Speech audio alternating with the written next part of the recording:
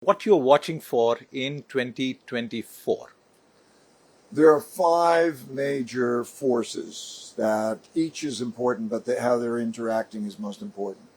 And some of them are at critical points. The first is the debt money dynamics that is existing around the world. Yeah. Okay. And I'm particularly focusing on the United States now because it's so important in that way. The second is the internal conflict, particularly in the United States, where there are irreconcilable differences.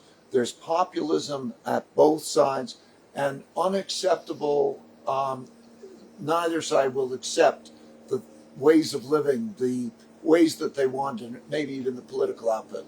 24 will be a defining year of whether democracy and how the working together is.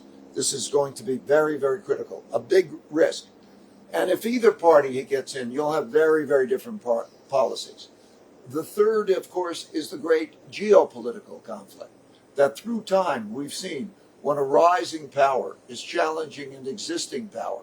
So the rise of China, the tensions that exist, and what that means in terms of conflicts. We have a war in Europe, we have a war in the Middle East, and how that is contained, or whether it's contained, will certainly be important issues. And when you put those two together, the domestic uncertainty and the international uncertainty, we have not seen anything like this in our lifetimes. The fourth influence is this acts of nature throughout history. I studied the last 500 years of history. And you could see that droughts, floods, and pandemics have been the greatest influence on the well-being of people.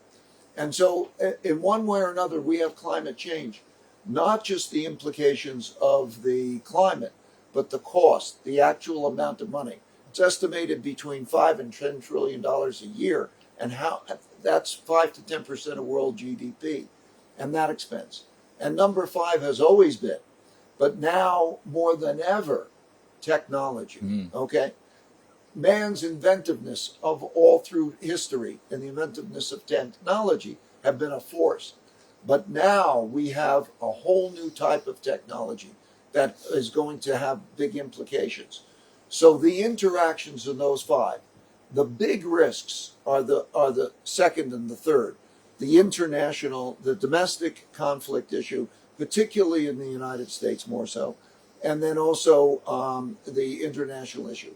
I should say that that also creates an opportunity for other countries. India would be a very good example of that, because throughout history, then as you have rising powers that also do not get involved in this great conflict, being neutral creates also a great power. So India is very, very interesting at this time, as are some other places, such as the ASEAN countries, in other words, the countries, Asian countries around Singapore and there, and also the Middle Eastern countries, particularly the Gulf countries.